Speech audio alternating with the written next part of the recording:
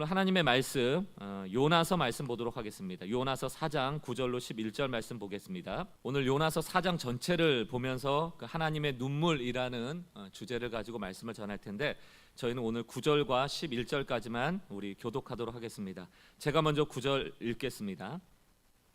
하나님이 요나에게 이르시되 내가 이 방넝쿨로 말미암아 성내는 것이 어찌 옳으냐 하시니 그가 대답하되 내가 성내어 죽기까지 할지라도 옳으니이다 하니라. 여호와께서 이르시되 내가 수고도 아니하였고 재배도 아니하였고 하룻밤에 났다가 하룻밤에 말라버린 이 방넝쿨을 아꼈거든. 함께 읽습니다. 하물며 이 큰 성읍 니느웨에는 좌우를 분별하지 못하는 자가 12만여 명이요 가축도 많이 있나니 내가 어찌 아끼지 아니하겠느냐 하시니라. 아멘. 소선지서 5번째인데요. 이 요나서는 이 구약 성경 중에서 가장 복음을 잘 설명하고 있는 책을 꼽으라 하면 저는 주저하지 않고 이 요나서를 꼽겠습니다. 이 복음이라는 건 우리에게 너무너무 좋은 소식 아닙니까? 제가 그림 하나 띄워드려 볼게요. 이 그림을 보면 저도 이제 외국 가끔 나가 보면 식사 다 끝나고 나면 이렇게 영수증 달라고 그러잖아요. 그럼 영수증에 옆에 먹었던 음식이 쭉 나오고 얼마 금액이 적혀 있습니다. 그럼 거기에 저희가 이제 팁 문화가 있는 나라에는 팁을 한 10%에서 15% 붙여서 총액을 적어서 주면 그 액수에 맞도록 이제 카드에서 나가도록 되어 있는데, 여러분 지금 이 그림 보면 왼쪽에 우리가 먹은 음식 대신에 뭐가 되어 있습니까? 영어지만 죄, 수치, 우리의 고통, 과거의 실수, 거절감이나 우리 고독감, 죄의 종됨, 영적인 죽음, 이런 것들 다 우리가 사망으로 대가를 치러야 되는데 옆에 paid라고 돼 있죠. 영어로 paid라는 건 이미 지불이 됐다는 거예요. 지불이 끝났음. 이게 복음이에요. 돈 내야 되는데, 대가 치러야 되는데, 먹은 걸 내야 되는데 paid, 이미 지불이 됐다. 그러므로 너희가 내야 될 돈은 제로, 없다는 겁니다. 이게 복음이에요. 이 영수증 밑에 로마서 6장 23절이 되어 있습니다. 제가 한번 한국 개역개정을 읽어보겠습니다. 죄의 삭은 죽음인데 하나님의 선물은 우리 주 예수 그리스도 안에서 누리는 영원한 생명입니다. 페이드, 지불됐다는 거예요. 이게 복음입니다. 최악의 상황이 최선의 상황, 그것으로 뒤바뀐 것, 그것을 우리는 은혜라고 얘기하죠. 그래서 우리는 복음을 이해할 때 첫 번째로 내가 죄인이구나, 내가 지불해야 될 대가는 죽음이구나, 이것을 인정하는 것입니다. 근데 문제는 뭐예요? 최악의 상황인데, 나 죄인이고 나 죽어야 되는 최악의 상황인데 이거를 극복할 방법이 나에게는 없다. 해결 방법이 나에게는 없다. 율법으로, 도덕으로, 교육으로, 물질로, 내가 가진 소유로 나의 죄의 문제를 해결할 수 없더라는 겁니다. 결국 외부의 도움이 필요하다. 누군가가 페이드, 지불해 줘야 된다. 누가 와서 지불하십니까? 그걸 예수 그리스도께서 십자가로 그 대가를 지불하신 거예요. 하나님의 사랑이 우리의 죄를 대신하여 선물처럼 우리에게 구원을 주신 것입니다. 저는 매번 여러분들이 예배 드릴 때마다, 설교 드릴 때마다 결국 이 복음의 소식을 듣는 것입니다. 우리가 앞서 로마서 말씀도 읽었지만 육의 생각은 사망이에요. 그러나 영의 생각은 생명이고 평안입니다. 우리가 이 복음의 소식을 들을 때 우리 영혼이 회복되어지는 것이거든요. 그러므로 복음은 그저 신앙생활의 ABC, 기초가 아니고 A to Z, 모두다, 전부다. 그러므로 여러분 예배 때마다 복음이 되살아나야 합니다. 우리가 어찌 구원받았는지를 되짚어봐야 됩니다. 그리고 그 은혜 안으로 들어가야 되는 것이죠. 오늘 이 요나서를 통하여서 다시 한번 복음의 소식이 나에게 되짚어지고 들려지고 그것을 통하여 우리의 영혼이 회복되어지는 은혜가 있기를 바랍니다. 요나서는 앞서 우리 아모스 선지자와 같이 여로보암 2세 때 활동했던 선지자입니다. 여로보암 2세 때는 풍요로웠죠. 그러므로 오히려 더 타락했던 때 아닙니까? 이 요나라는 사람의 이름은 비둘기라는 뜻이에요. 그래서 사실 특별한 의미가 없습니다. 오히려 요나라는 이름 앞에 붙어있는 아버지의 이름이 더 의미가 있습니다. 그냥 요나를 불렀다 이렇게 돼 있지 않고 아미떼의 아들 요나 이렇게 하고 있거든요. 아미떼라는 것이 바로 진리라는 뜻입니다. 그러니까 진리하고 이제 비둘기를 같이 엮어보면 아미떼의 아들 요나라는 것이 어떤 의미가 되는지 우리가 좀 이해할 수 있죠. 진리에 좀 순결하라 이런 뜻이죠. 진리, 하나님의 말씀 앞에 순결하라, 순도 높은 진리를 가지고 살라, 이런 의미인데 문제는 뭐냐? 이 요나라는 인물은 어찌 보면 진리, 하나님의 말씀에서 가장 동떨어진 인물이라는 데 문제가 있는 겁니다.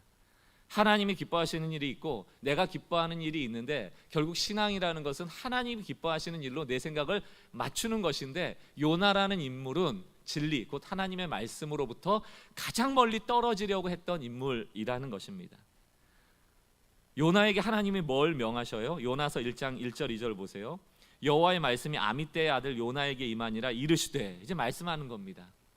2절, 너는 일어나 저 큰 성읍 니느웨로 가서 그것을 향하여 외치라. 그 악독이 내 앞에 상달되었음이라 하시니. 근데 여기 자세히 보면 뭘 외치라는 것은 안 나와 있어요. 니느웨가 지금 악행에 빠져 있는데 외쳐라 이렇게만 돼 있습니다. 그럼 뭘 외치라고 했는지는 사실 요나서 3장에 가서 그 실체가 나옵니다. 3장 4절, 요나가 그 성읍 니느웨에 들어가서 하루 동안 다니며 외쳐 이르되. 여기서 이제 하나님이 외치라고 하는 그 핵심이 나오죠. 뭐라고 외치라고 했습니까? 40일이 지나면 니느웨가 무너지리라. 히브리 원어로 얘기하면 7단어거든요. 여러분, 요나 4장인데 4개의 장에 걸쳐서 하나님이 선지자 요나에게 외치라고 한 문장은 딱 한 문장밖에 안 나와요. 이게 요나서의 특징입니다. 그러므로 요나서는 이 선지자로서 한 문장, 니느웨가 곧 무너질 것이라는 이 문장도 굉장히 중요하지만, 회개하라는 문장도 중요하지만, 사실은 요나라는 인물이 중요한 거예요. 이 요나라는 인물을 통하여서 그 당시 이스라엘과 오늘 우리에게 하고자 하는 메시지가 담겨져 있는 것입니다.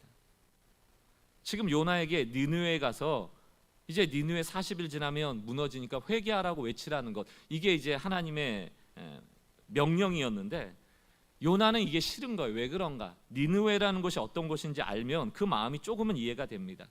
일단 악행으로 가득했던 곳일 뿐만이 아니고 어찌 보면 이스라엘의 대적이거든요.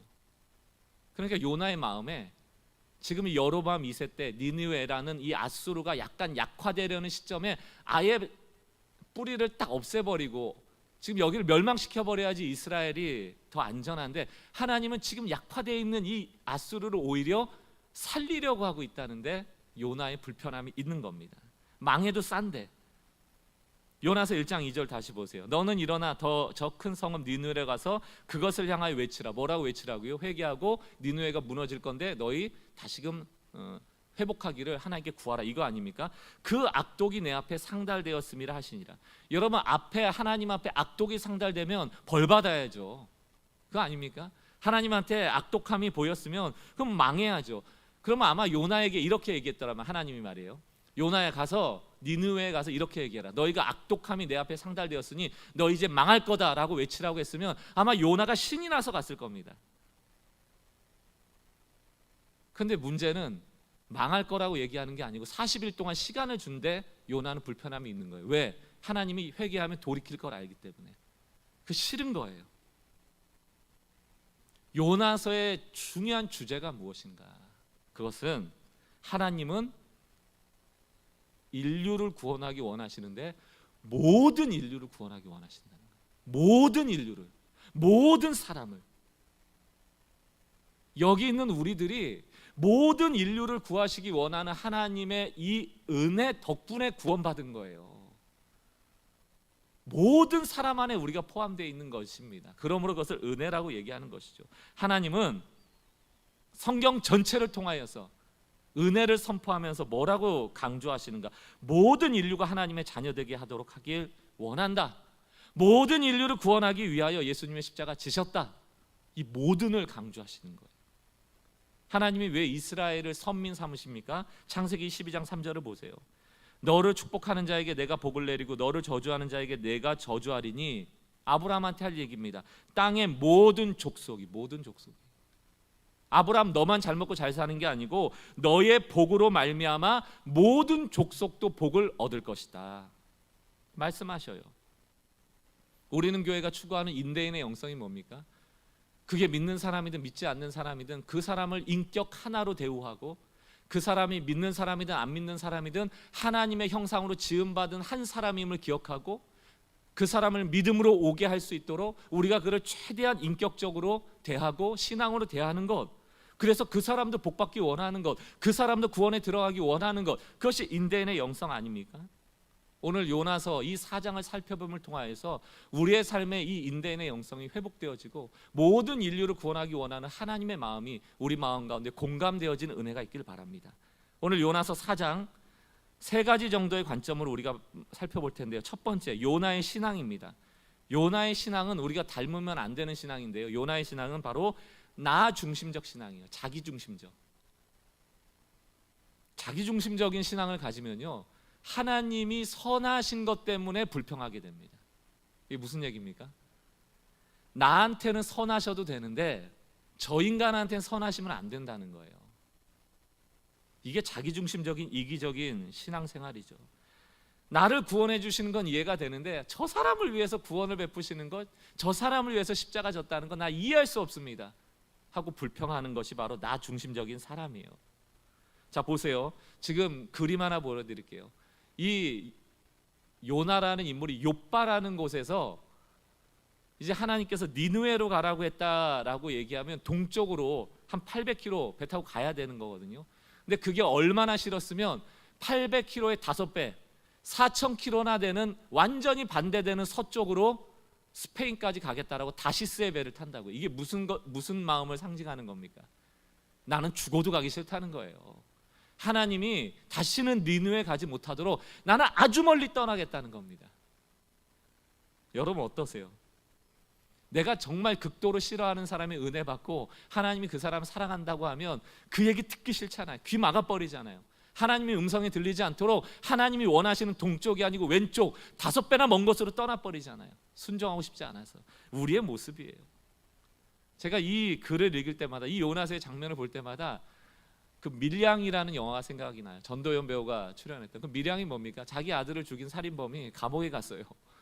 그리고 아들 죽은 슬픔으로 이 여자는 그 고통에 몸부림치고 어떻게 해서든지 이 고통을 좀 벗어나 보려고, 그리고 그 아들을 죽인 살인범을 용서해 보려고 신앙의 힘으로 막 하나님께 매달려 보거든요.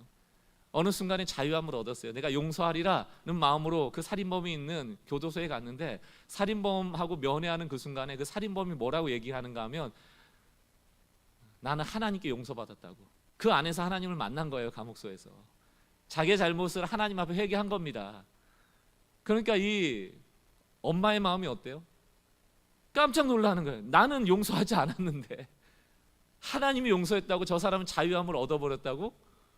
그럼 나한테는 미안하지 않아도 되는 건가? 이런 이제 내용입니다. 그 영화에 여러 주제가 있겠지만 그 중에 하나는 누구에게 용서받아야 하는가에 대한 주제예요. 내가 죄를 지었으면 누구에게 용서받아야 하는가? 내가 하나님께만 용서받으면 끝인가? 아니죠.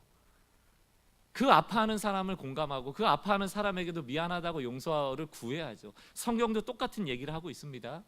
내가 제물을 드리기 전에, 하나님 앞에 나가기 전에 형제하고 잘못한 일이 생각이 나면 화목하라고 가서 용서를 빌라고 얘기하지 않습니까?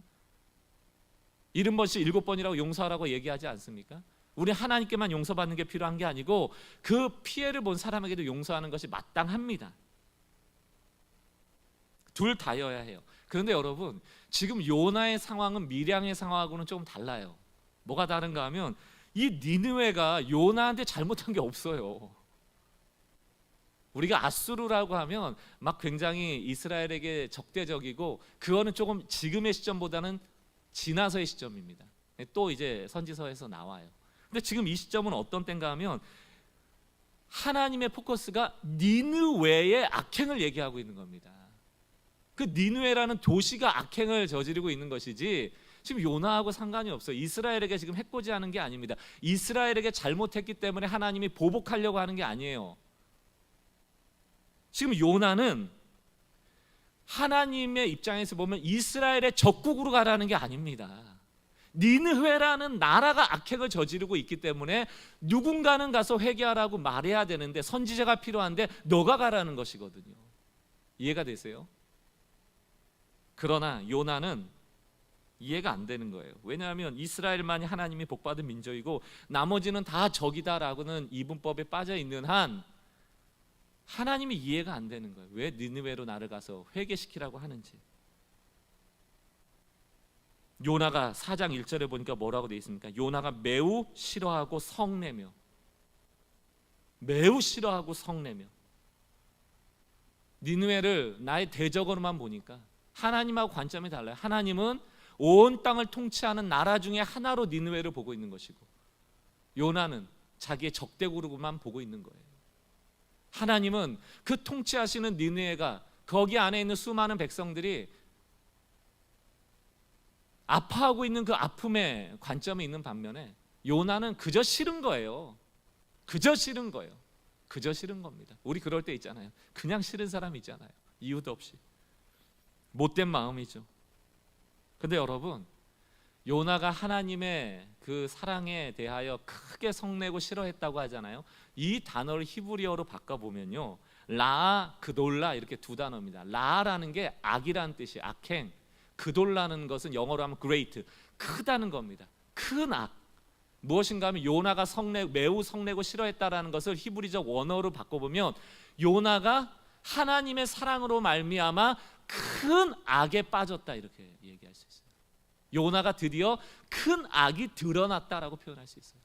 여러분, 너무 재미있습니다. 이 라라는 단어는 니느웨에게 해당했던 단어예요. 요나서 이 전체에서 늘 니느웨가 악행을 저질렀다, 니느웨가 악에 빠졌다, 이게 라거든요. 그런데 이 니느웨, 라에 빠져있던 니느웨는 회개하고 돌이켜서 그 라가 사라져버리고요, 오히려 요나는 그 니느웨가 회개하고 구원받은 것 때문에 라, 그돌라, 큰 악이 요나에게 임해버리는 거예요. 니느웨는 라에서 해방되어지고 요나는 라가 임해버리는 거예요. 요나서에서 질문합니다. 누가 악한가? 누가 악한가? 니느웨가 악한가? 선지자 요나가 악한가? 니느웨의 악은 사라지고 요나의 악이 드러나 버립니다. 요나서 4장 2절. 여호와께 기도하여 이르되, 이제 불평하는 거예요. 여호와여, 내가 고국에 있을 때 이러하겠다고 말씀하지 아니하였나이까? 그러므로 내가 빨리 다시스로 도망하였사오니 주께서는 은혜로우시고 자비로우시고 노하기를 더디하시고 인애가 크시사 뜻을 돌이켜 재앙을 내리지 아니하시는 하나님이신 줄을 내가 알았음이니이다. 이것 때문에 화가 나는 거예요. 지금 이 하나님의 선하심이 나에게만 임해야지 왜 저딴 니느웨에게 주느냐. 이게 라, 그돌라가 요나에게 임하게 된 이유입니다. 여러분, 나 중심적인 신앙을 갖잖아요. 은혜가 오질 않아요. 라, 그돌라, 큰 악이 임합니다. 큰 악이 임해요. 우리가 이 요나 보세요. 하나님에 대해서 얼마나 잘합니까? 은혜롭고 자비롭고 노하기를 더디하고 인애가 크시고, 하나님에 대해서 요나는 너무너무 잘 알아요. 그러나 그 결론은 뭡니까? 하나님 싫다는 거예요. 그 결론은 뭡니까? 라, 그돌라가 그 사람에게 임하더라는 겁니다. 하나님에 대한 바른 지식이 있었음에도 불구하고 나 중심적인 신앙으로 이 지식을 나만 소유해야겠다고 생각할 때, 이 은혜를 나만 받겠다고 할 때 오히려 은혜가 임하는 것이 아니고 라, 그돌라가 임하더라. 사랑하는 성도 여러분, 하나님이 선하시기 때문에 오히려 악하다 하는 사람들이 있습니다. 그게 바로 우리들일 수도 있어요. 하나님의 선하심 때문에 오히려 하나님께 불평하는 자들이 있습니다. 그것이 오히려 오래 믿고 하나님의 말씀을 잘한다 하는 바로 나일 수 있다는 것, 그것을 오늘 요나서는 경고하고 있는 것입니다. 마태복음 20장 15절 보면 이렇게 나와 있습니다. 예수님께서 말씀하시기를, 내 것을 가지고 내 뜻대로 할 것이 아니냐? 내가 선함으로 내가 악하게 보느냐? 이와 같이 나중된 자로 먼저 되고 먼저 된 자로 나중되리라. 이게 무슨 얘기인지 잘 아시죠? 포도원 품꾼의 비유입니다. 누구는 9시부터 포도원에 들어와서 일을 하고, 누구는 오후 5시에 와서 딸랑 1시간 일을 했는데, 이 포도원 주인이 9시부터 온 사람이나 오후 5시에 온 사람이나 똑같이 한 데나리온을 줬을 때 일찍 와서 일한 사람이 불평한 거예요. 왜 나는 한 데나리온만 주느냐? 나는 더 일을 하지 않았느냐? 이게 어찌 보면 공평한 것처럼 보이지만 그 주인이 처음에 올 때 뭐라고 약속했습니까? 포도원에서 일할 때 한 데나리온 주기로 약속을 했거든요. 약속대로 지킨 것이고, 또 오늘 15절처럼 내 것을 가지고 내 뜻대로 하는데, 어찌 보면 1시간 일한 사람에게도 하루를 살아갈 수 있는 한 데나리온이라는 긍휼을 베풀었는데, 이 선함을 너는 어찌 악함으로 보느냐에 대한 반문이죠. 그러면서 무서운 얘기를 하시는 거예요. 16절. 이와 같이 먼저 된 자가 나중되고 나중된 자가 먼저 된다는 겁니다. 성경 많이 읽으셨어요? 오래 신앙생활 하셨습니까? 그동안 은혜 많이 받으셨어요? 그러나 나중심적인 신앙을 벗어나지 못하면 언제든지 라그돌라, 큰 악이 나에게 임하는 비참함이 내 삶에 찾아오게 된다. 이것을 경고하는 것입니다. 오늘 한국교회의 모습, 오늘 우리 성도들의 모습, 이것이 오늘 요나의 모습이 아닌가 돌아봐요. 지금 누가 회개해야 되는가? 누가 회개해야 되는가? 나 중심적인 신앙에서 벗어나서 니느웨를 향한 긍휼의 마음을 갖게 해달라고 기도하시는 우리 성도님들 되시기를 주의 이름으로 축원합니다. 둘째로 요나서 4장을 통하여서 하나님은 요나를 레슨하세요. 하나님의 레슨이 나옵니다. 레슨이라는 건 교육 아닙니까? 저는 신앙생활하면서 참 감사한 게, 나 같은 죄인을 구원하신 것도 너무너무 감사하지만 구원받은 이후에 얼마나 실수가 많아요. 목사 안수 받고도 실수가 많았고, 개척교회 하고도 실수가 많았고, 지난주에도 실수가 많았고, 오늘 또 실수하며 살아갈 우리들인데, 하나님은 늘 저를 떠나지 않고 붙잡아 주시고 다시 찾아오셔서 손 내밀어 주시고, 나를 구원하신 은혜도 감사하지만 나를 포기하지 않는 하나님도 너무너무 감사합니다. 얼마나 저의 삶을 보고 괘씸하겠어요. 저렇게 큰 은혜 줬는데 저 모양 저 꼴로밖에 못해. 요나를 보면 나갔다는 생각을 참 많이 해요. 요나를 보세요. 얼마나 괘씸한지. 요나서 4장 5절. 요나가 성읍에서 나가서 이제 사흘길 다녀야 되는데 하루만 가서 회개를 전하고 가지도 않아요. 불성실하게 전한 다음에, 그런데도 니느웨가 회개하거든요. 놀라운 은혜의 역사가 있습니다. 그랬더니만 4장 5절에 요나가 성읍에서 나가서 그 성읍 동쪽에 앉아 거기서 자기를 위하여 초막을 짓고 그 성읍에 무슨 일이 일어나는 것을 보려고 그 그늘 아래 앉았더라. 이게 뭡니까? 니느웨를 한눈에 볼 수 있는 높은 곳에 가가지고요, 그늘 밑에 초막 져놓고 이렇게 보고 있는 거예요. 지금 여러분 그 니느웨 구원시키려면 지금도 돌아다니면서 니느웨가 40일 있다가 무너지니까 회개하라고 선언하고 돌아다녀야 되는데, 하루길만 하고 나서 높은 곳에 가가지고 이제 망하나 안 망하나 보자 이러고 있는 거예요. 뒷짐지고 어디 저 망해야 될 텐데, 회개하지 말아야 될 텐데, 이런 마음으로 니느웨를 보고 있는 거예요. 얼마나 괘씸합니까?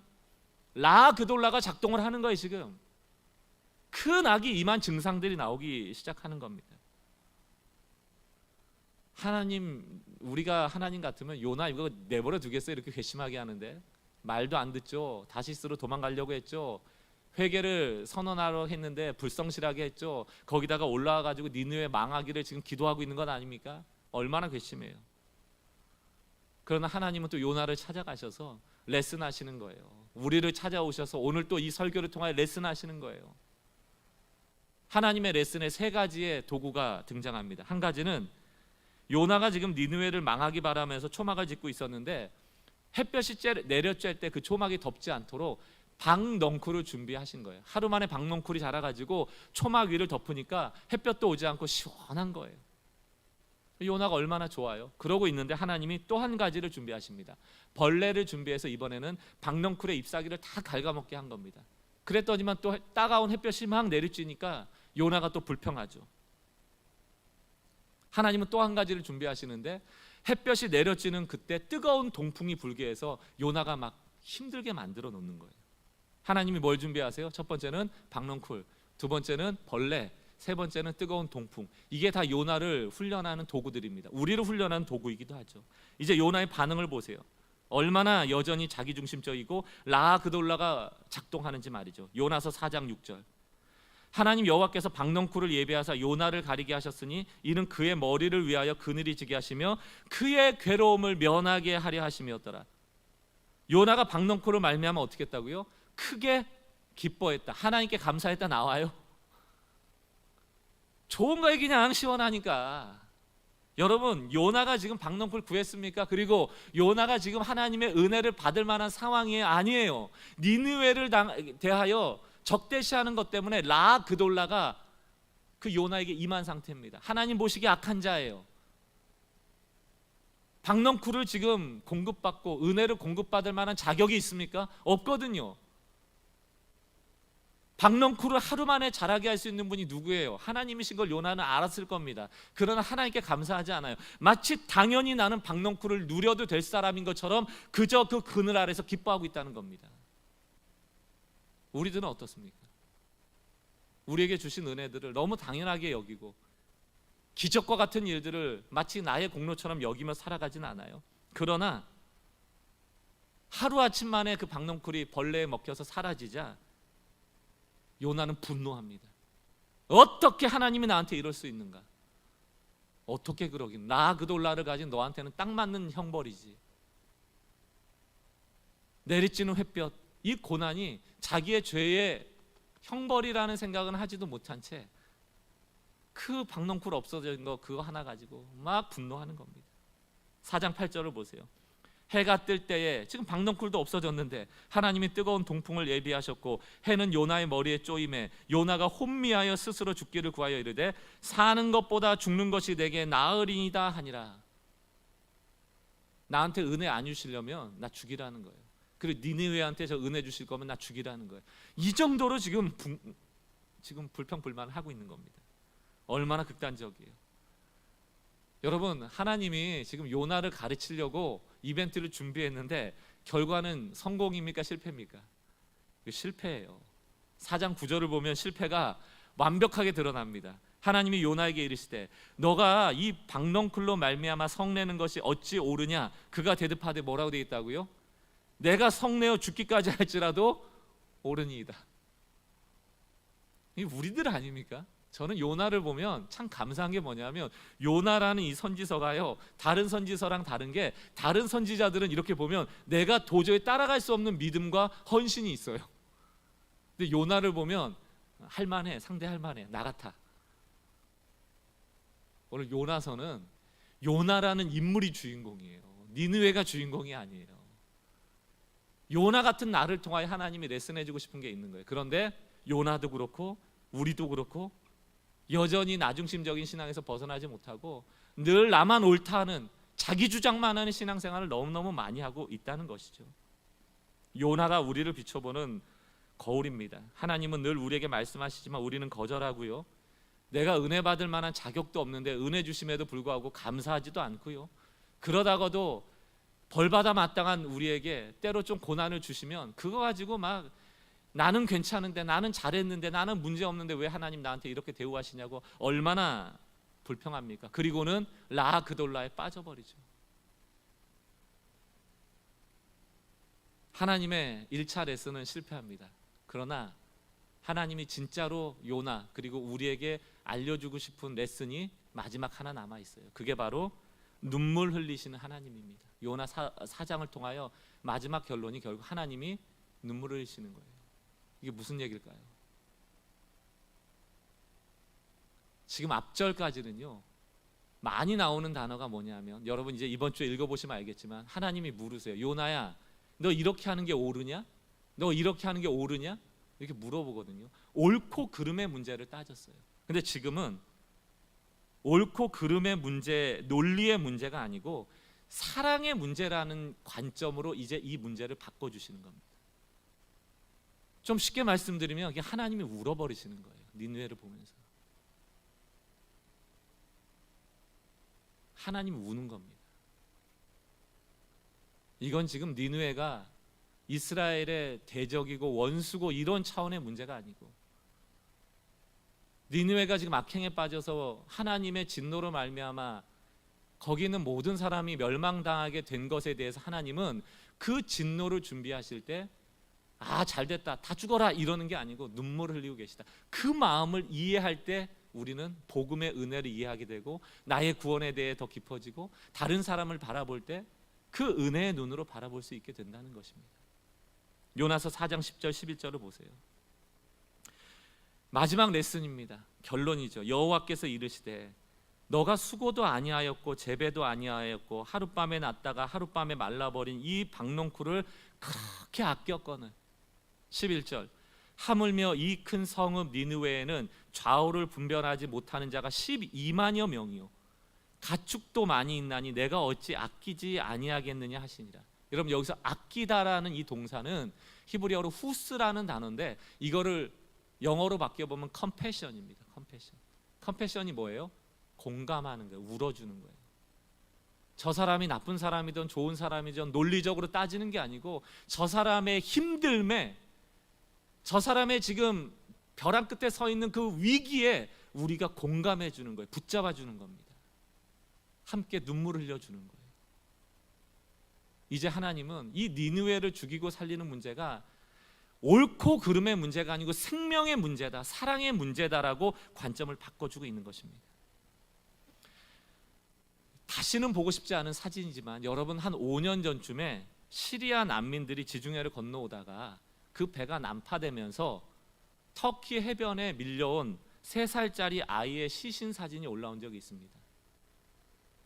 띄워드리진 않겠어요. 알란 쿠리드라는 3살박이 아이입니다. 지중해에서 그 난민의 배가 파손되고 그 아이가 시체로 떠내려온 거예요. 그걸 보고 전 세계 사람들이 눈물을 흘렸습니다. 저도 그 사진을 접했을 때 너무 충격을 받아서 이게 난민의 문제가 너무 심각하구나를 느꼈어요.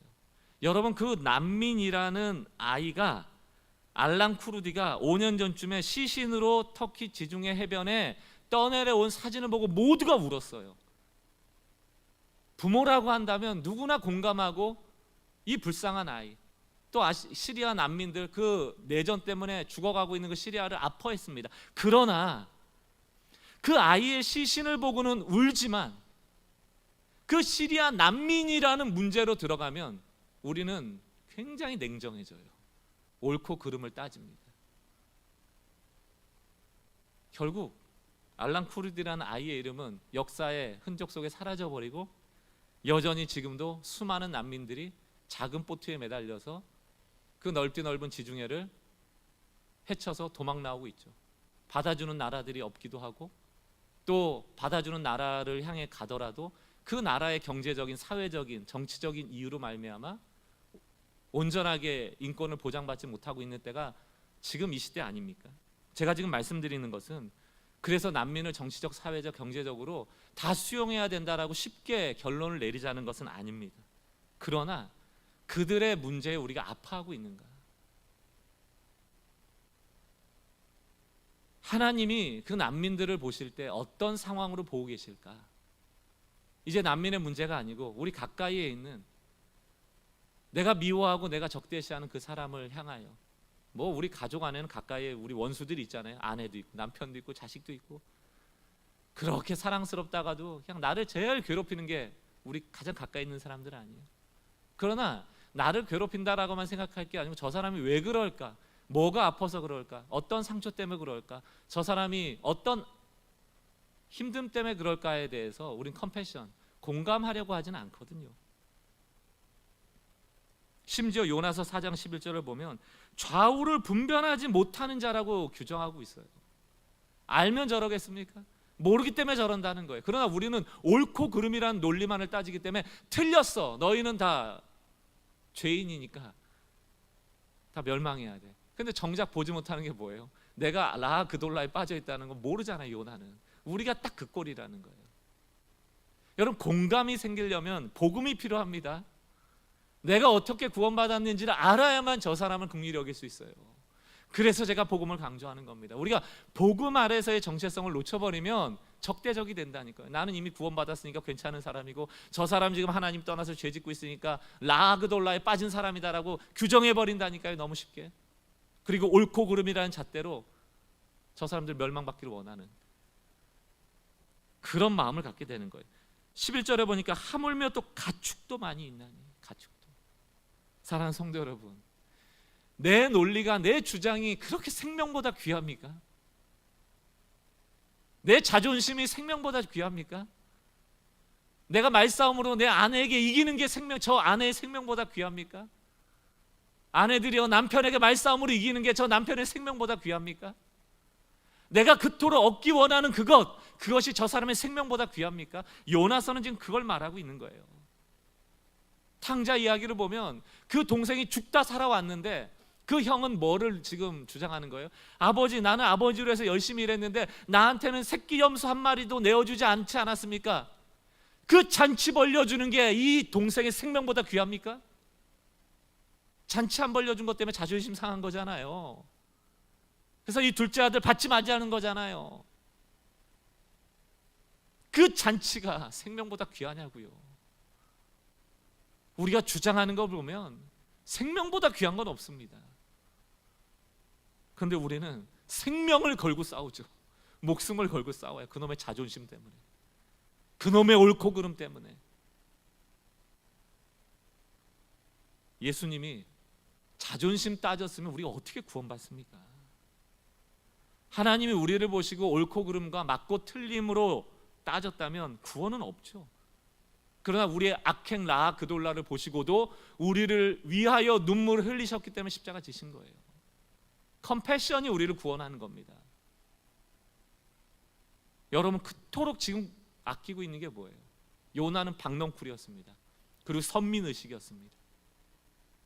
우리에게는 뭐가 있죠? 그것 때문에 생명이 죽어가고 있는 겁니다.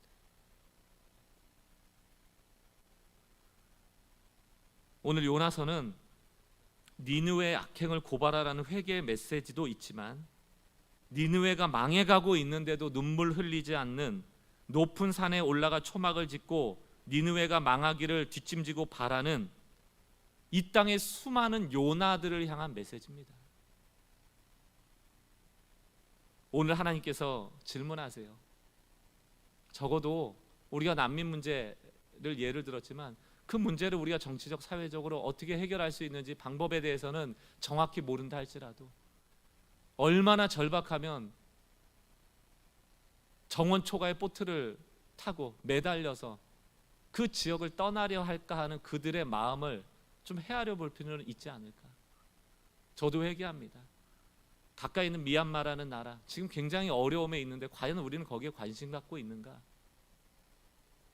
정부만 욕할 게 아니고 정부가 지금 코로나19를 헤쳐나가려고 하는 이 어려움에 지금 고생하고 있는 의료진에 우리는 같이 컴패션, 힘들어하고 있는가? 아니면 꼬투리 잡고 옳고 그름의 문제만을 가지고 자기 주장에 목매고 있는가? 지금 이게 정치적 얘기를 하자는 게 아닙니다. 하나님은 지금 이 아파하는 상황을 통해 울고 계시는데 우리는 목청껏 주장만 하고 있는 것이 아닌가를 돌아보길 원하는 것입니다. 옳고 그름을 따질 때 라아 그돌라가 임해요. 내 주장하고 내 고집 피울 때 내가 바로 큰 악행에 빠지기 쉽습니다. 여러분, 그것을 경고로 받고 하나님의 눈물에 공감하는, 효도하는 자녀들 되시길 바라요. 분당 우리 교회 이찬수 목사님 늘 좌우명처럼 쓰시는 말이 늘 저의 마음에도 자리 잡고 있어요. 그게 무엇인가 하면 조금 덜 논리적이고 더 사랑하라. 그게 목양실 가면 이렇게 써져 있더라고요. 덜 논리적이고 더 사랑하라. 우린 덜 논리적이면 손해볼 것만 생각하죠. 그러나 더 사랑하고 나면 하나님이 더 큰 은혜로 우리를 붙잡아 주시고 나의 삶이 사랑 안에 있음을 확인할 때 비로소 우리의 삶이 복되어지리라 저는 믿습니다. 한 주간 라아 그돌라에 빠져있는 나를 회개하고 니느웨를 긍휼히 보시는 그 하나님을 공감하는 신앙인들 되시기를 주의 이름으로 축원합니다. 우리 같이 한번 찬양하고 말씀을 정리했으면 좋겠습니다. 카풀친으로 보내드린 악보를 보시면서요, 온 땅의 주인이라는 찬양입니다. 하나님은 이스라엘만의 하나님도 아니고 대한민국의 하나님만도 아니고 우리는 교회만의 하나님도 아니고 나만의 하나님도 아닙니다. 온 땅의 하나님이세요. 그 하나님이 온 인류를 복음으로 물들이길 원하십니다. 그 마음을 우리가 좀 읽고 복음 안에 있는 우리들이 그 은혜를 함께 찬양하고 온 땅의 인류를 구원하시고자 하는 구원 목적에 우리가 쓰임받고자 하는 그런 결단이 있는 찬양이 되기를 바랍니다. 함께 찬양합시다. 온 땅에 주인 되신 주님이 내 이름 아시며 상한 맘 돌보네. 어둠을 밝히시는 새벽별 방황하는 내 맘 주의 길 비추시네. 나로 인함이 아닌 주가 행하신 일로 나의 행함이 아닌 오직 주로 인하여 이것이 복음입니다. 나는 오늘 오늘 피었다 지는 이름 없는 꽃과 같네. 바다의 이름 파도 안개와 같지만 주는 나를 붙드시고 부르짖음 들으시며 날 귀하다 하시네. 2절입니다. 주님은 나의 죄를 보시고 사랑의 눈으로 날 일으키시네. 바다를 잠잠하게 하시듯 내 영혼의 폭풍 고요케 하시네. 우리 복음의 은혜를 선포합시다. 나로 인함이 아닌 주가 행하신 일로 나의 행함이 아닌 오직 주로 인하여 나는 오늘 피었다 지는 이름 없는 꽃과 같네. 바다의 이름 파도 안개와 같지만 주는 나를 붙드시고 부르짖음 들으시며 날 귀하다 하시네. 우리 2절 다시 한번 가사를 생각하며 찬양합시다. 주님은 나의 죄를 보시고 그럼에도 불구하고 사랑의 눈으로 날 일으키시네. 그렇습니다. 주님 바다를 잠잠하게 하시듯 내 영혼의 폭풍을 고요케 하시네. 나에겐 자격이 없습니다. 나로 인함이 아닌 오직 십자가의 은혜로 주가 행하신 일로 나에겐 공로가 없습니다. 나의 행함이 아닌 오직 주로 인하여 나는 오늘 피었다 지는 이름 없는 꽃과 같네. 바다의 이름 파도 안개와 같지만 주는 나를 붙드시고 부르짖음 들으시며 날 귀하다 하시네. 나로 인함이 아닌 주가 행하신 일로 나로 인함이 아닌 주가 행하신 일로 나의 행함이 아닌 오직 주로 인하여 아멘. 내가 누구입니까?